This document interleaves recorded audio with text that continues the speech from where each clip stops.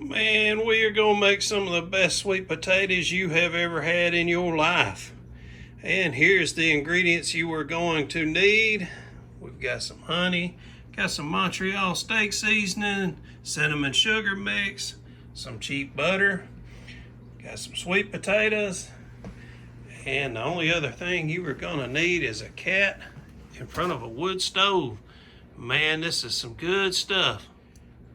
All right, to give you an idea of how big of sweet potatoes we got here, there's my hand, so you can tell those are kind of medium to large size, especially this one here. This is more of a medium size.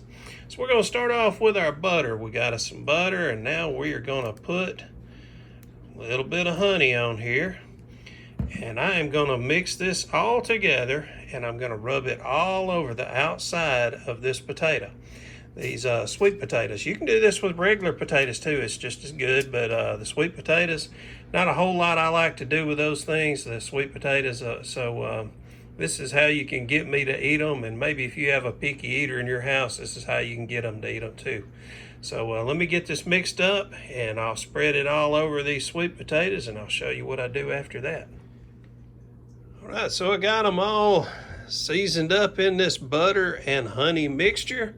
So now what I want to do is take this cinnamon and sugar mixture that I have, get this from Foodland. It is already mixed up for me. It takes a lot of the work out. So you just sprinkle that on the potatoes.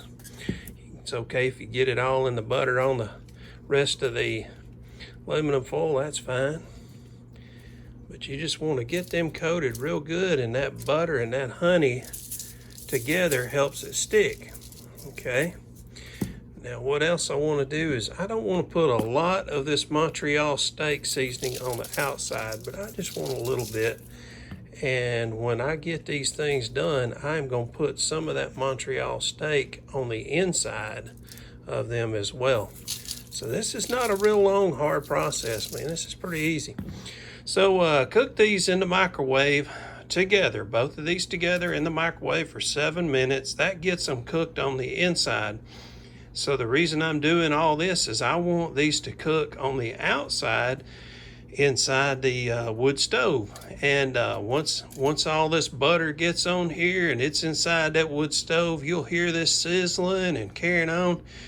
Woo, man, there's some good stuff happening inside that wood stove. So let me get these wrapped up. We'll put them in. All right, got some curiosity of the cat now, so I can get in here and do what I need to do. All right, so I've got this wood stove. I've been cooking on the top up here. I've got me some green beans going, but down inside, I made sure all day to keep my fire as far towards the back as I could.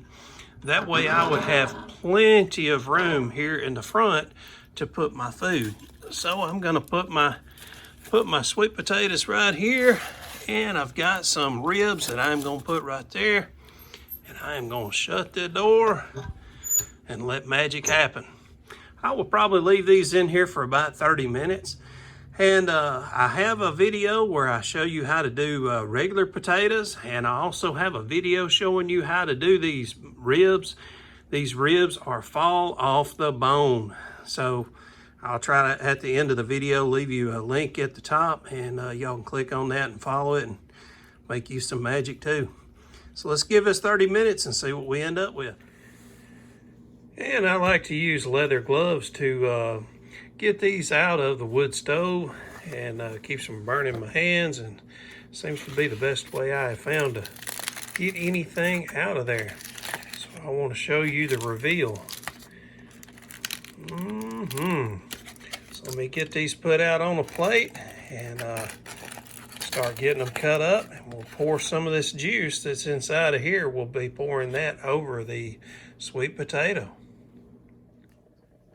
Right, I want to show you a little mishap that occurred. I had my potatoes going this way, and a log from the fire had rolled over and touched against this side, and it had burnt the side of this potato. So no big deal.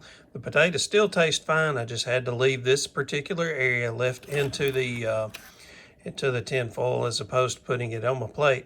Now the butter flavor stuff has a little bit of a flavoring that comes from this burnt, so I didn't care for that. So I mixed me up a little more butter and the brown sugar cinnamon mix and honey, and now I will just pour that all over the sweet potatoes as much as I want on here. And I'm afraid to do this on film because I know I'm going to get eat up by all those health nuts, and they'll be wearing me out telling me how unhealthy this was. But I never claimed to be a healthy chef. I just claimed to be somebody that cooks in a wood stove.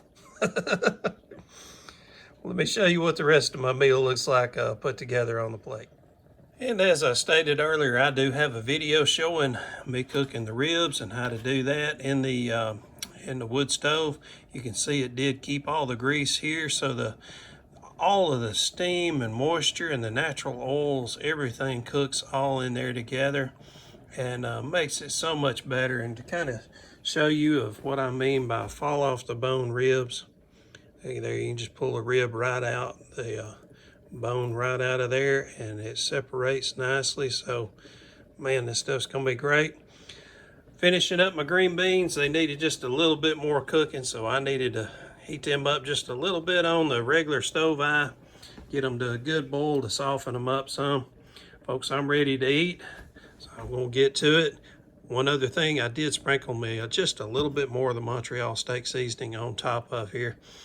So, man, this is good stuff. I've already eaten it. You should try it too. Thanks for watching. Hit all the buttons down there. Y'all know what to do.